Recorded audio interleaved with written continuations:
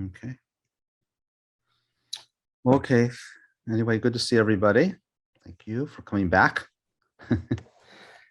Any comments from that? Anything on your mind that you want to get off your mind, even though it's off your mind already? Just from what came up last week and then in between. If there are any thoughts, or it's okay if there's not. I just want to check if there are. I don't think so. Okay. Okay, so last week, and I think for a couple of weeks, I ended on this one slide. We're talking about ignorance. Do you remember? So do people remember about? Okay, let me see if I can find that slide. I have a different program up at the moment. Yeah, I don't think I have that slide. Okay. We'll get to it. I wanted to go to in a different angle today, and I want to share a few slides that I different presentations that I make in terms of Buddhist psychology. And then we'll just kind of go from there. As I've stressed in this program, one of my biases is that to become our own therapist, then we have to understand what the mind. Do you know what I mean? Does that make sense, doesn't it? Let me just fix this slide show. How does this work? Oops, that's wrong. There we go. Okay, so this is a very, and I just really hope that people can get, shift our minds to a different paradigm. And when we think about therapy and psychology, we get pretty locked into the modern model of the paradigm of what therapy means and psychology means, because that's our familiarity with the topic. So whatever one's own bias is, or one's comfort zone in terms of psychology and therapy and how you work out your problems, that's probably for most of it, it's based upon some sort of Western training, whether it's professional training or just the way that people have conversations. It's so amazing. I'm a big fan of looking at language, because I think language, well, as we say, words create worlds, and we think that what we think is reality. We think that what we say or what people is or the narratives are reality. And it takes a lot of courage to stand up to these different narratives and maybe not stand up to them, but to confront them and face them in the sense that they're just narratives. In other words, from Buddhist philosophy, flows to psychology. So in Buddhist philosophy, everything is merely constructed. Okay. When we talk about that, I should try and find that slide, but the one where, anyway, let me see if I can find it. I don't see it here. No. Okay. A lot of slides, huh? Can you see those? Okay. So if we start from the fundamental angle, from Buddhist angle, is that this statement that Buddha mentioned is a very well-known quote. Yeah, that, and I'll just read it and we'll talk about it. Everything has mind in the lead, has mind in the forefront, is made by mind. If one speaks or acts with a corrupt mind, misery will follow as the wheel of a cart follows the foot of the ox.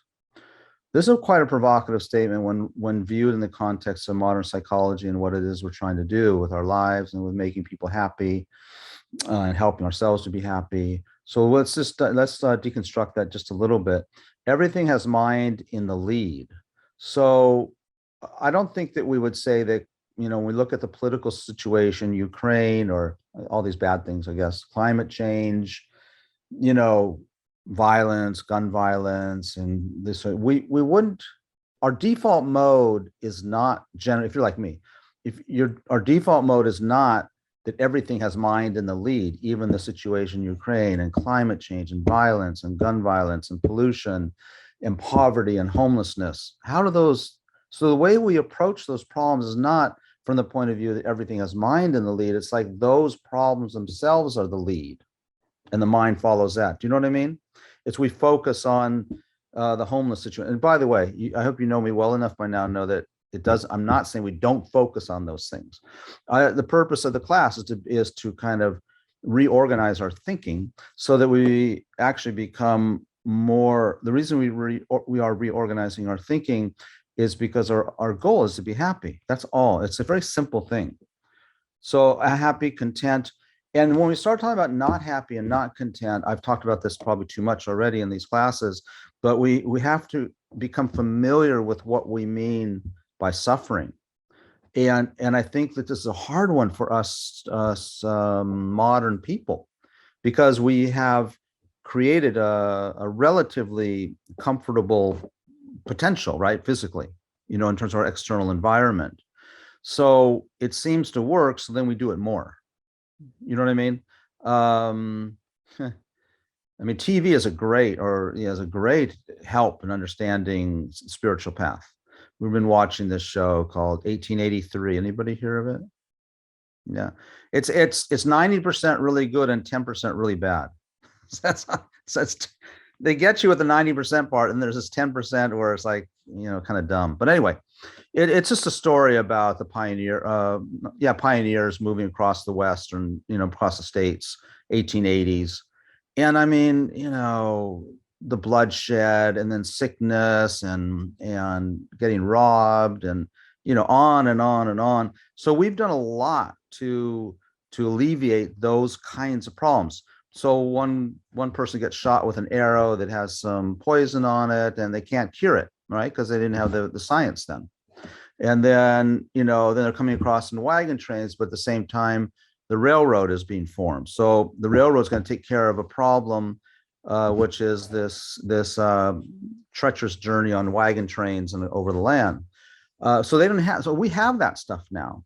And yet, I don't know, it's questionable that we are more happy than before or safer. There's definite advantages, don't get me wrong. I'm not romanticizing the past, but fundamentally we're still stuck with birth, sickness, old age, death, aging, death, dissatisfaction. We're just not satisfied, and that's because we're in the nature of suffering. I was going to give an example also in case people have a hard time going, well, suffering, okay. So what suffering or unhappiness means in the Buddhist psychological context is that, let me ask you, if you, or any of us, right, if you were put into a room, just like a cell, say 10 feet by 10 feet, and there was nothing in there, okay? No windows, okay? No light. What would happen to you? What would happen after an hour? I think you might start losing your mind. You might go a little crazy. Yeah. How about after about 6 hours?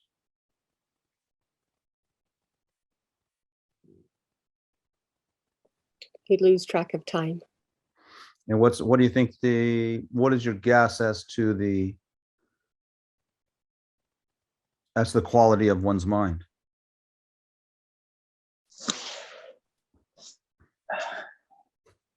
I'm guessing if they had a clear, I wouldn't say clear, but a mind that one is satisfied with without any of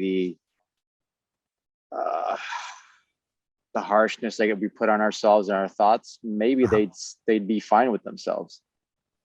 And so just in terms of ordinary people, well, let's start with that. Well, let's go, okay, maybe we'll do this first. And then, so physically, if I said, because I was commander, God, you're in this room and you can't move your body.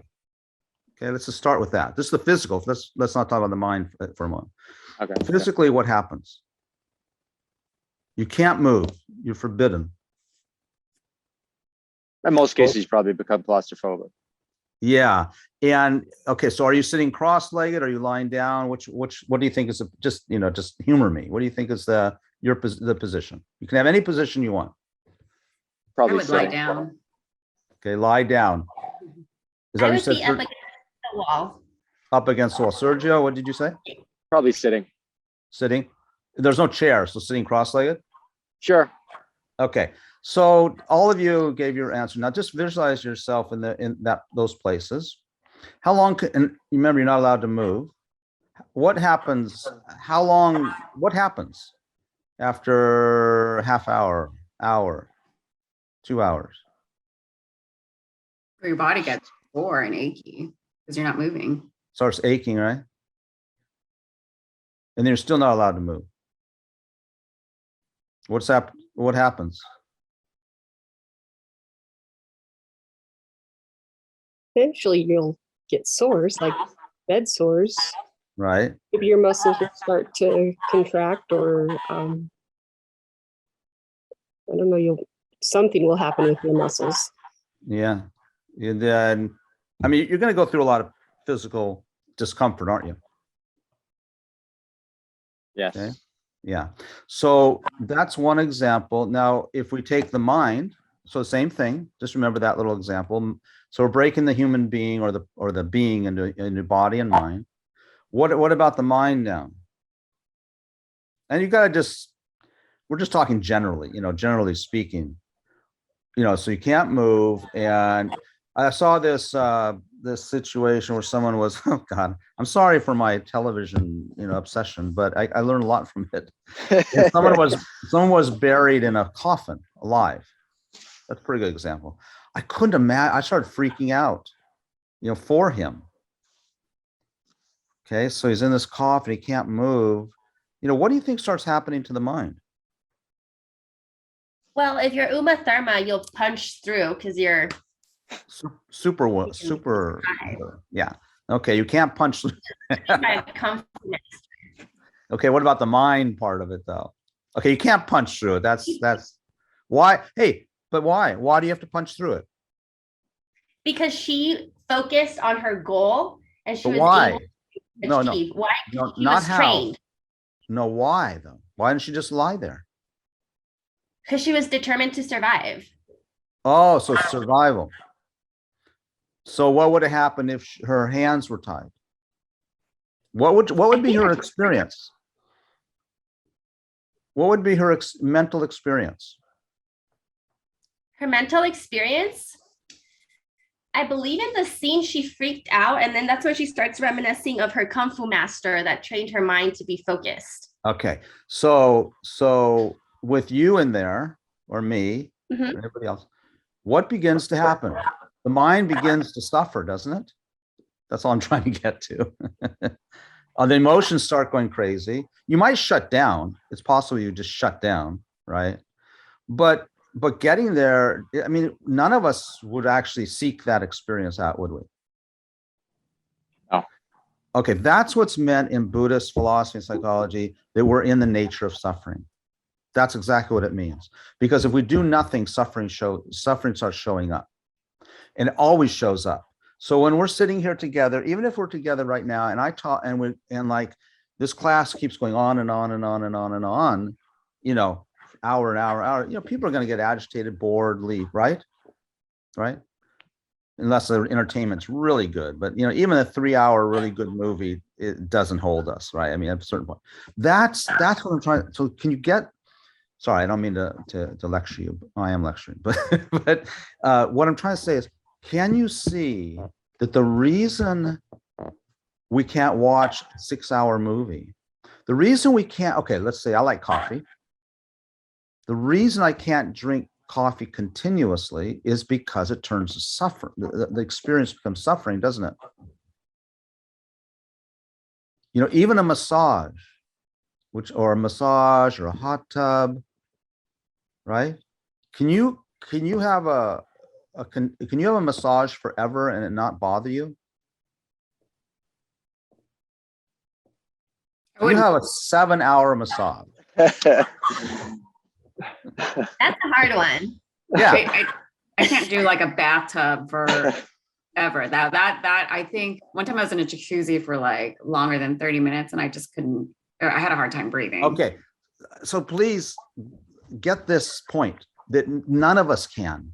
You know, we might have different tolerances or enjoyments for some things, other people, but think of anything that you really, really enjoy.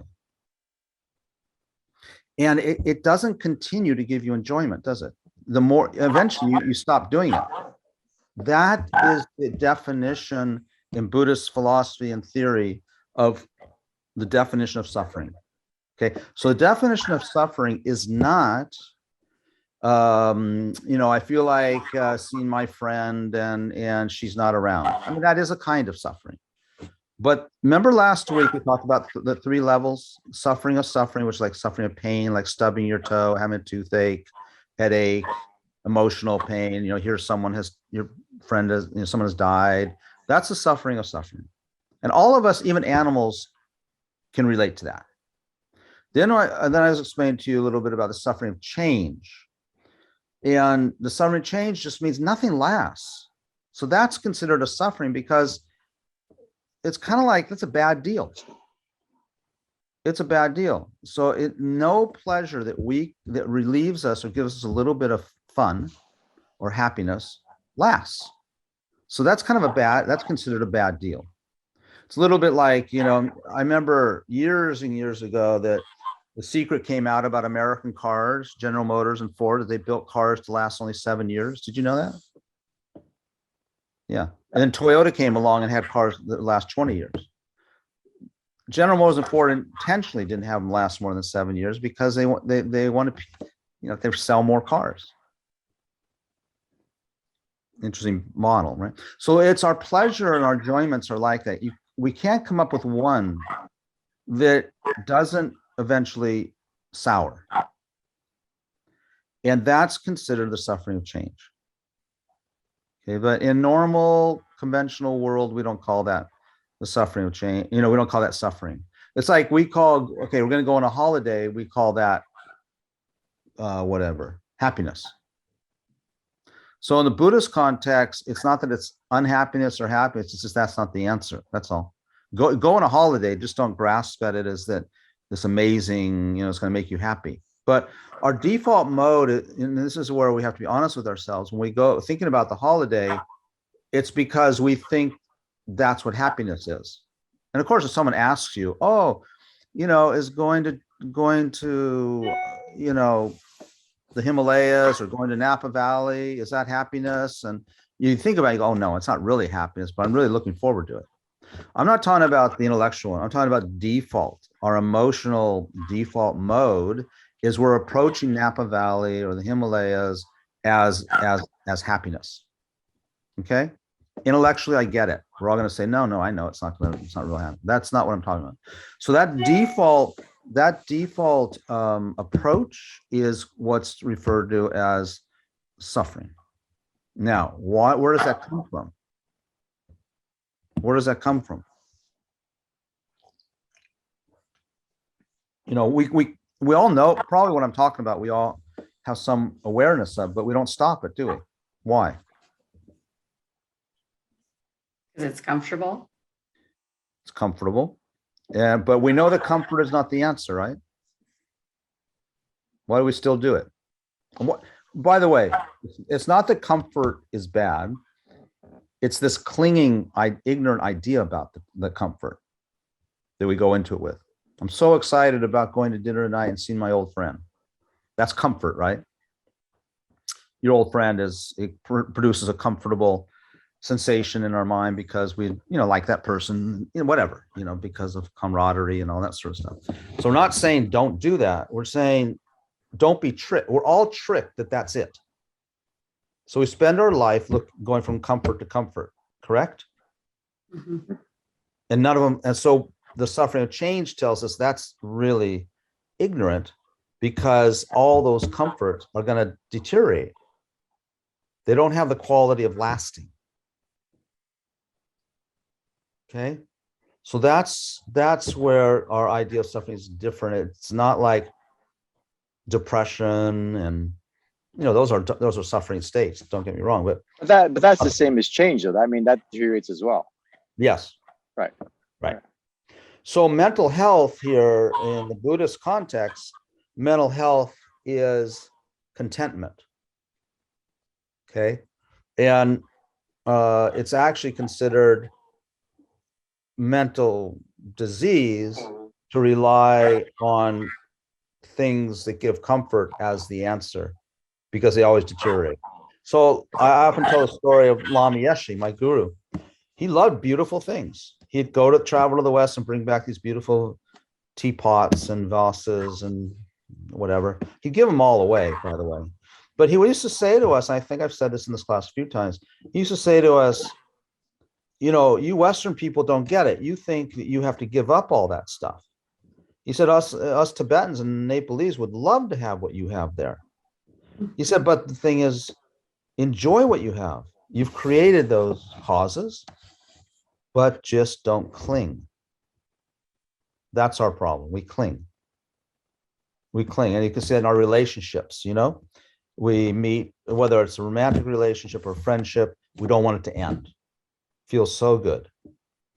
It never doesn't end. It changes, right? So if we're fluid, then it's okay. You know, if we're fluid, it's like a dance. Okay? It's like a dance. Okay? So we can dance with these emotions, okay? We can dance with circumstances that come up for us. But I think I don't really dance, but I can ask, you know, my dancing friend there. We talked about your performance anxiety, but you know, it's a good metaphor, isn't it? When you're dancing, I imagine you're just in flow, right? You're just in flow. You're not hanging on to anything. You're just, if you stiffen up and try and hold, you're not fluid anymore, right? You know, that's funny because to actually be fluid, you have to be extremely stiff. Is it aware or stiff? Stiff. What you said that last week. What does that mean? Does it mean discipline? It means tightening up the muscles a lot so that it can look fluid. That's So not, this isn't done. This isn't done like this is fluid. This is me not being stiff, but the actual look of fluidity is very stiff. I wish there was another word, stiff. It sounds like control. But what's interesting though is that when I teach ballet dancers are taught to not hold on to the bar. So they're taught to be, and they're very rigid on their training, right? Since they're itty bitty, they're trained in a particular way with certain little steps. So tendus, pliés, jetés, and they can do things without even thinking. So they can do an entire variation of, you know, something like the sugar plum fairy from the Nutcracker. Right. They can do it without ever thinking because their muscles are so in tune that they can just do it. So it's a kind of control. Yeah. That's what we want with the mind. We do want control. But what is control is not rigidity in this sense. I don't think of it as rigid. Control, No. you know, there's a saying by Suzuki Roshi. It's a little, maybe not actually 100% appropriate, but I just thought of it. He said, the way to control your sheep is by giving them a large, spacious pasture. Yeah. So there is the idea of control, of course. And our problem is we have no control, actually. We don't have any control over our minds. We think we do, but we don't. Do you think? Anyone? So if I say, let me give you an example. Same thing as our little experiment a little while ago. If I ask, okay, if we have control, if I ask you, well, what's the happiest, when are you in your happiest state? You know, just think for a moment. You don't have to necessarily respond, but when are you in your happiest state? Okay, think about it.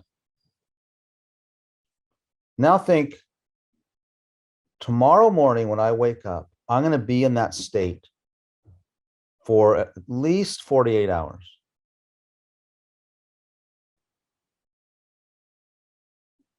Can you do that? Can you guarantee that? No, not if you're like me and like most people. So that only 40, okay, I'll make it easier. 24 hours, just 24 hours. You can't guarantee, can you? Can anyone guarantee they can do it? Isn't that ridiculous?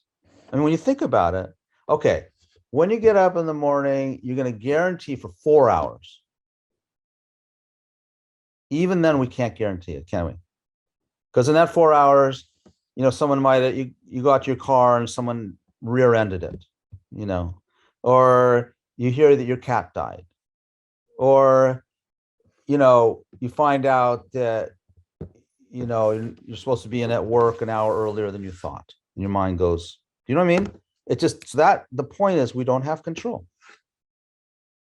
As we get better and more healthy, we do have control. I remember my other root teacher, Lama Zopa Rinpoche. Again, I've told this before, but he and Lama Yeshe were traveling, teaching in Boston. This is a long time ago, probably late 70s or something. I don't know. And one of the people in charge had a house on the lake, I think near Walden Pond. And so for the weekend, they went out to this kind of summer home, I guess they call it, lake house. And so, they said it was hot. So they said, well, let's go for a little dip, right? And there's about 6 or 7 of them, Lama Yeshe and Lama Zopa. And they go into this, so they go into the pond and they're swimming around and wading around and stuff. And someone all of a sudden noticed, hey, where's Lama Zopa? And everyone's looking around. And then off in the distance, I don't know how far away, 50, 60 feet or something like that, there's just a hand above the water going like this. And my friend Tim swam over as fast as he could, and because Lama Zopa didn't know how to swim, and he had gone out too deep, and so he's basically drowning. So Tim rescues him, and Rinpoche comes up and just starts laughing. That's control. That's control. I mean, just to give you a little validation, Lama Zopa I've known for like 45 years. And I've spent many nights with him, and he doesn't sleep. I've never known him to sleep. That's control. I've never seen him lay down for sure, ever. Except for when he had a stroke. He had a stroke, and then he laid down, I think, for a couple of days in the hospital. It's just a demonstration that with the mind, we can do anything. Okay? Doesn't mean the mind can totally, well, actually, ultimately, it can control the body too, even sicknesses and stuff. But that's not the point. The point is, with the mind in control, you have control over the emotions. You have control over the fears. You have control over the elements. You have control over, ultimately, the mind has control over everything. Okay, and that's the goal. There are beings who have attained that. Lama Zopa Rinpoche, maybe he's one. Dalai Lama, maybe he's one. Lama Yeshe, maybe one. There's others, not many. But also, I want to say one thing about this mental health, this path. To me, they're the mentally healthy, by the way. Ultimately, mentally healthy. But don't think, and this was really refreshing to me when I first got involved with Buddhism, because that's involved Hinduism before. And in Hinduism, the way I understood it, it was like all of us ignorant disciples, and then the guru was like God, and there was no in between. But that's not the way it works in the Buddhist spiritual development. Yes, we do have the ultimate goal of attaining omniscient mind is what we refer to as a Buddha, or the Buddha mind. Anyone can attain it, and many beings, countless beings, have attained it. And then there's us. And then there's what we have a practitioner. So, and that's what a Buddhist is. A Buddhist is just someone who's on the path, or on the journey, or on the practice to attain that omniscient mind. And there's many stages in between the non-practitioner and the Buddha. Okay, so don't worry. There's some texts talk about 10 different levels, and each level you get to, you're more and more accomplished, controlled, happy, focused. So I just want to say that there are stages. So thank goodness, it's not just us, deplorable ones and then Buddha. It's not like that. Okay. Okay, I don't know if that's helpful. Now, let me go back to my slides for just a second. Oh, go away. So, so you see that? Can you see the slide again? So yeah, okay. So everything has mind in the lead, has mind in the forefront, is made by mind. Everything's made by mind. How does that work? Okay. So the way that works is that it doesn't mean I made you. It doesn't mean I made, you know, the World Trade Center. It doesn't mean I made the Golden Gate Bridge. It doesn't mean it like that, but it does also mean it. I'll tell you, let me explain. When you think about the Golden Gate Bridge, you know, when you think about it, it's an experience. It's an experience in your mind, isn't it, actually? You follow me?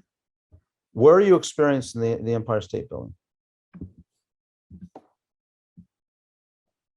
If I say everybody think of the Empire State Building, where is it?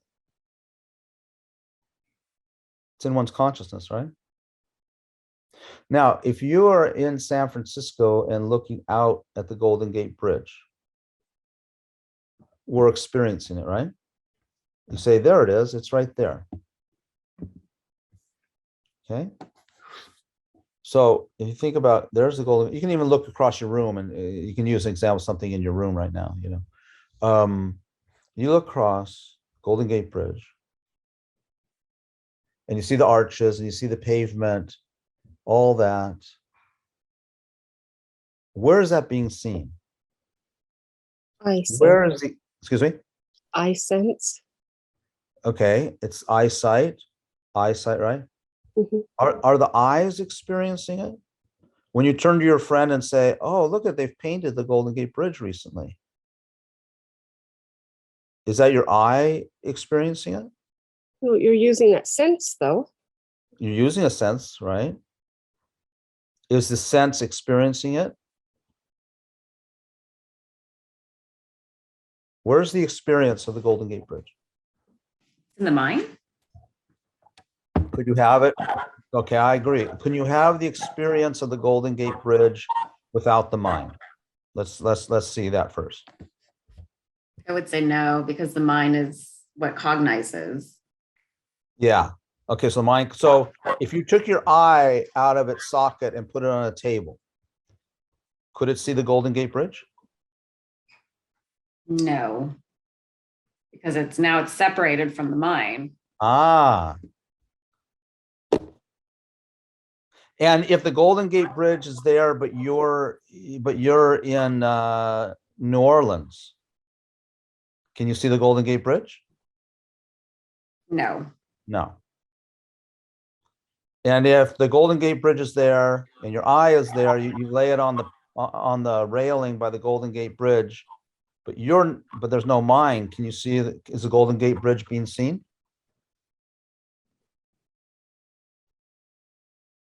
Wait, can you repeat that again? So I want to know if Urmelda can put a light on. Okay, let's do it again. So if you have the Golden Gate Bridge there and you have an eye there, is the Golden Gate Bridge being seen?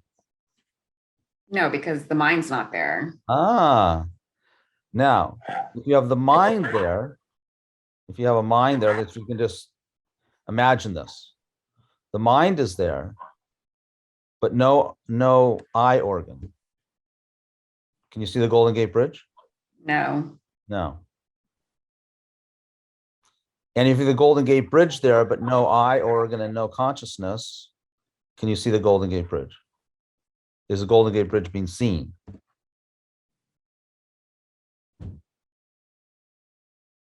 I would say no. Ah. Consciousness, no. So this is not how we usually think, is it? We think the Golden Gate Bridge is there. But there's no Golden Gate Bridge without a consciousness, is there?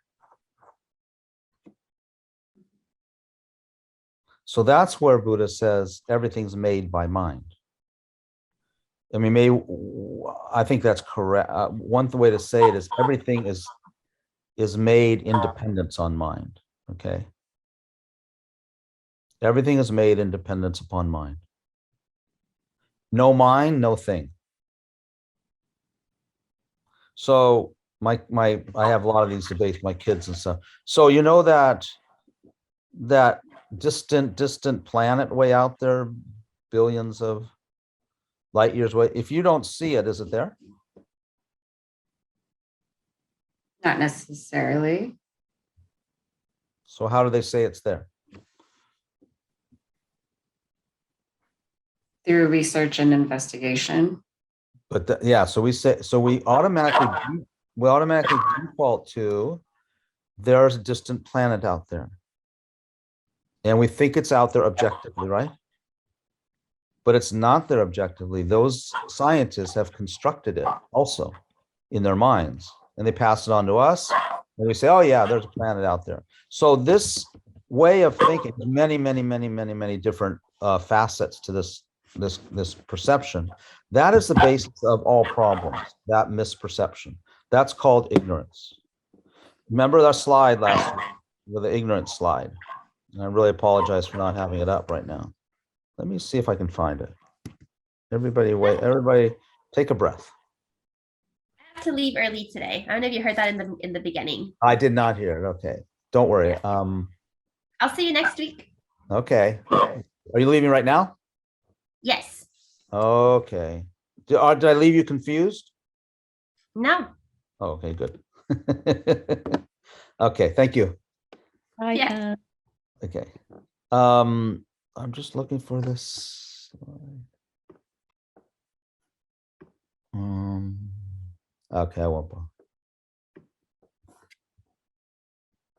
I don't know where it is. Let's not worry about it. Okay, so one last thing on this particular slide is that if one speaks or acts with a corrupt mind, misery will follow as the wheel of a cart follows the foot of the ox. This quote continues to say, if one speaks or acts with a wholesome mind, happiness will follow as the wheel of a cart follows the foot of the ox. The point being is that this is an articulation of cause and effect, right? And oh, I didn't share my screen, did I? Did I share it? No. Okay. I've lost it. Okay. If one speaks or acts with a corrupt mind, misery will follow, as the wheel of a cart follows the foot of the ox. Okay, so everything that is occurring to us each instant is actually occurring within our mind, isn't it? When you think about it, the Golden Gate Bridge, the experience of the Golden Gate Bridge cannot happen if it's not happening in our mind. Okay. And if we're looking at the Golden Gate Bridge, it also can't happen without an eye organ and with a bridge.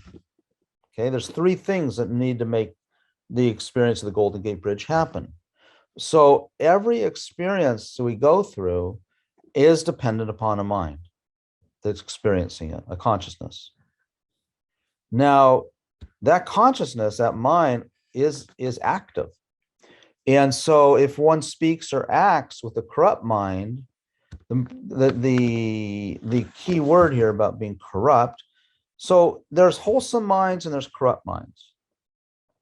Okay, it's just that simple.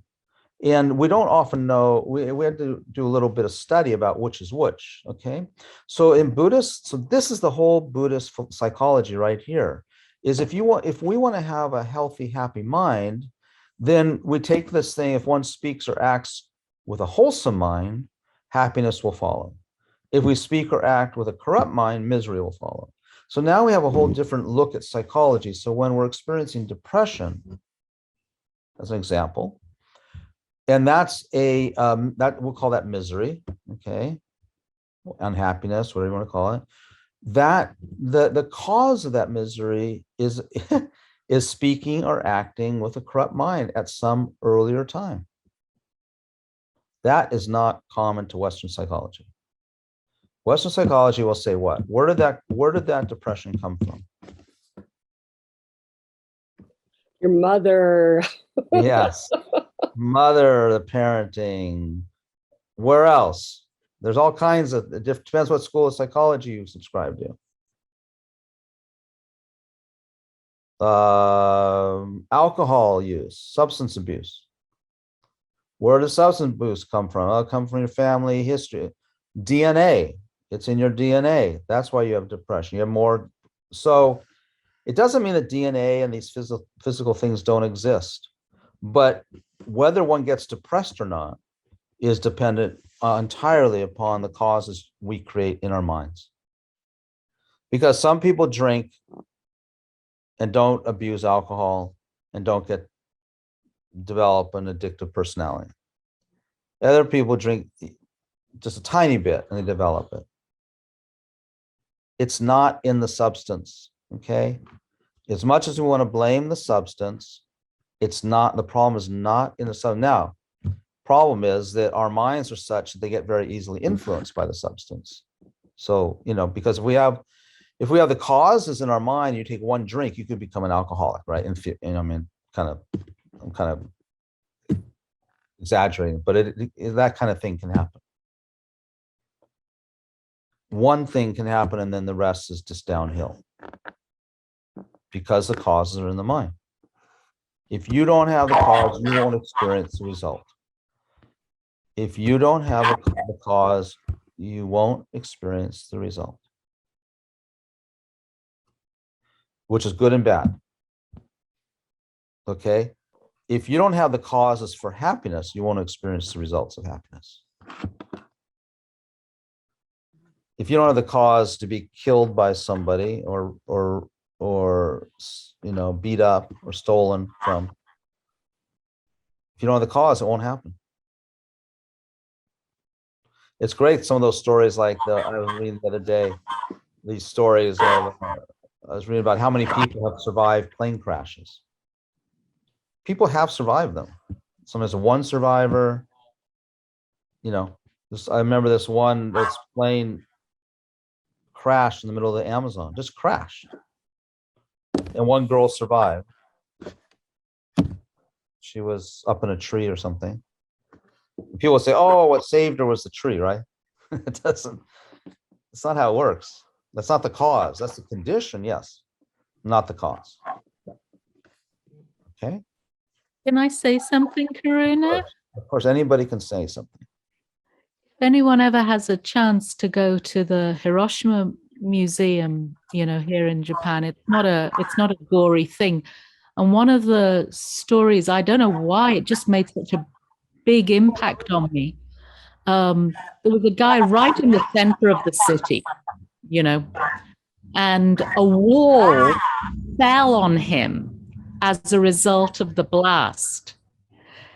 As a result of the wall falling on him, he survived. Amazing. And he survived like in the center of a nuclear holocaust for decades. He got to old age. Wow. That shows he didn't have the cause. If you don't have the cause, you can't experience the result. Now, yeah. If you don't have the cause for depression, you can't get depressed. Now, you could create the causes anew to get depressed, by conditioning and training the mind to be depressed. But some people get depressed without that. They just enter a period of depression or anxiety, bipolar, whatever, and that's from previous causes. And, it's possible to create the causes now to have a depressed episode, but that's much harder to do. I have a question. So people, let's say like someone who's very addicted to, let's say fentanyl, where most of us, it's like, oh, I would never even go, get that. But, there's some people who just absolutely can't live without it. And those people, let's say some that do recover and some don't, do recover have the causes to recover and kind of lead someone Definitely. to normal life. Definitely. Yeah. But without the cause, there's no, it's like, some people like, well, you know, even with mental illness, some people respond to psychotropic medications and they help them and others don't. You know, some people say they're psychotic, they can take antipsychotic meds and it actually does help them. Others don't. It doesn't help. Or even more interestingly, it does help them, but they stop taking them. It's very common. Why?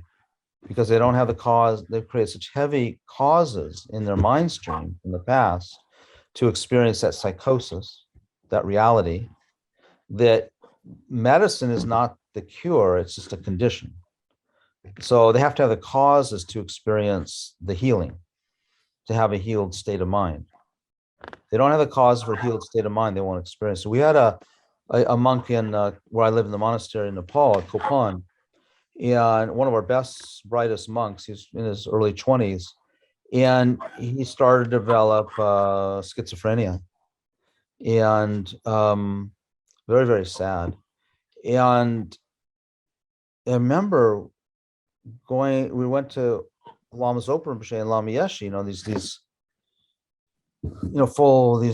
fully attained human beings, you know, these, and asking, you know, like, kind of like, you know, can't you do something, you know? Mm. And they said, you know, they tried, I mean, they did things, yeah, but he did. And then eventually we took him to the hospital and got him some medication and he got better, but he quit taking it. And we couldn't force it down him and he got worse. And then he eventually had to leave the monastery. His sister took him back up into the Himalayas where their home was. And then we heard 1 or 2 years later that he had, in the middle of the night, left the house and he had frozen to death, you know, outside. And he didn't have the causes to be healed. If he did, then Lama Zopa or Lama Yeshe, the ceremonies we would do would heal him, or he'd feel the you know, take the medication. That's how strong these imprints are. And so in terms of modern psychology, we have to be a bit sober in terms of how much we can help. We do the best we can and we can help, but I think if we're not aware of that these mental disorders are arising through mental imprints, you know, we'll be misguided and we'll get frustrated because sometimes you can't do much. Sometimes you can't heal. You can do other things. You can have empathy and you can have warmth and compassion and affection and friendliness and all those kinds of things. And they can help and they might help. But whether it'll lead to healing or not, that we can't say. It's a different question. That's not the cause of the healing in most cases. So that's the challenge for us. You know, it doesn't mean we're not empathetic. It doesn't mean we're not supportive. It doesn't mean we don't try our best. You know, of course we do all those things. It's just that the cause of healing is not necessarily the same thing. And if they don't have the imprints, the causes in their mind stream, then there's not much you can do.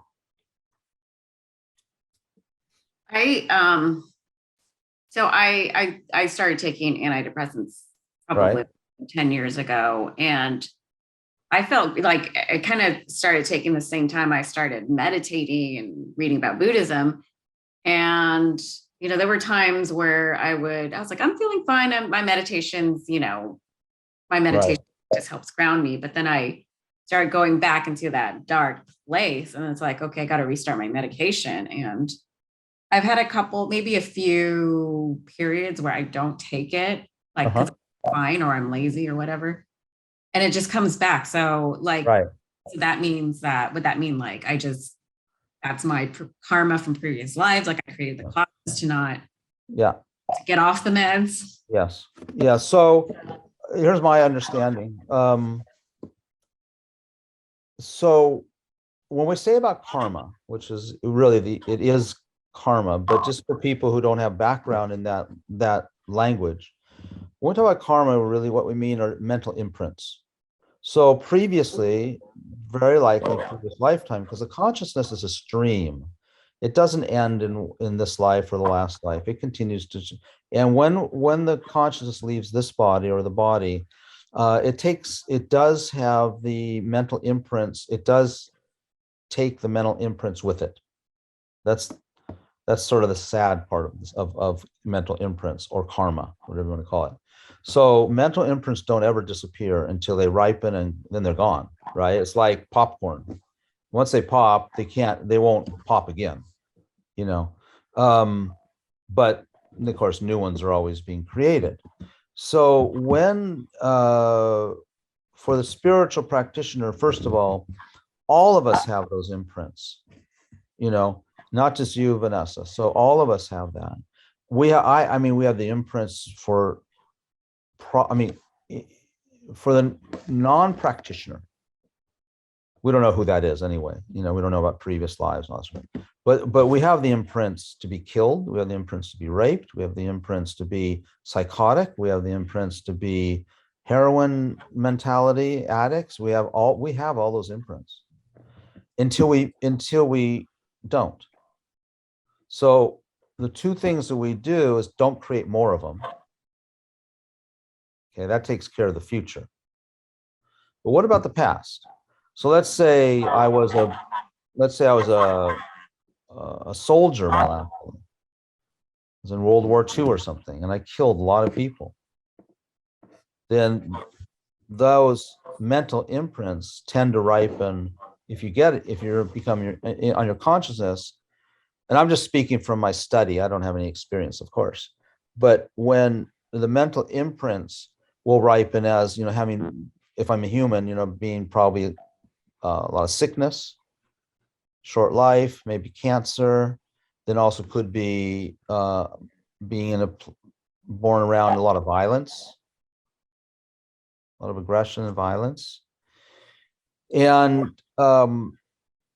so those are the mental imprints ripening as that particular unfortunate place for me, because I made those imprints.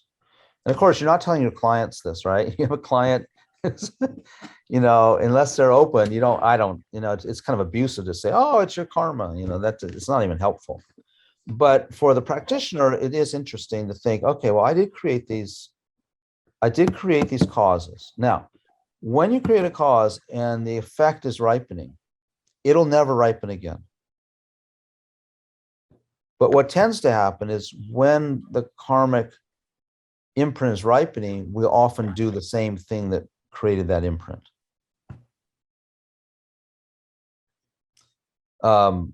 Because it's a habit.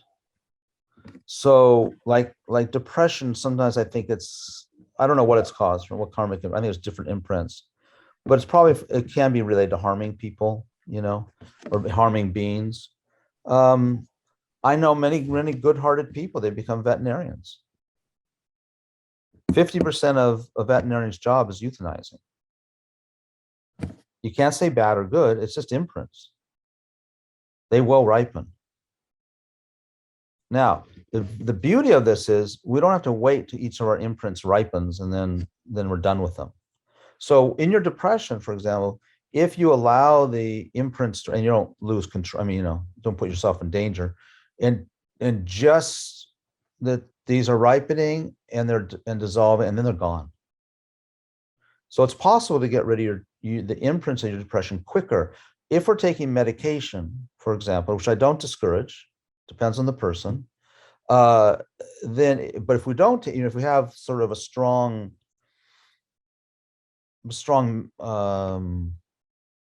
constitution, mental constitution, then there's ways. I've worked with many depressed clients, Buddhists as well, and what we would do is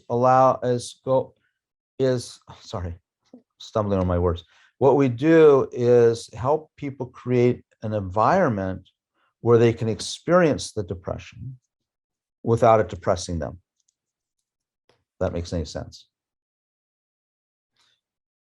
So it's it's creating an environment, they do it through their meditation and through their mind training, where yes, they have these sort of mental emotion arise, but they don't get, they learn to detach from it. And meditation does that too, right? Your meditation is when your meditation's good and you're doing your mindfulness meditation, you're just watching everything arise, abide, and fall away, right? So it's like that. That arising, the only reason the depression is a problem, by the way, is because of ignorance, which we talked, I'll get that slide up next week again. So the only reason depression is a problem is because of the way we label it. Otherwise, it's not a problem.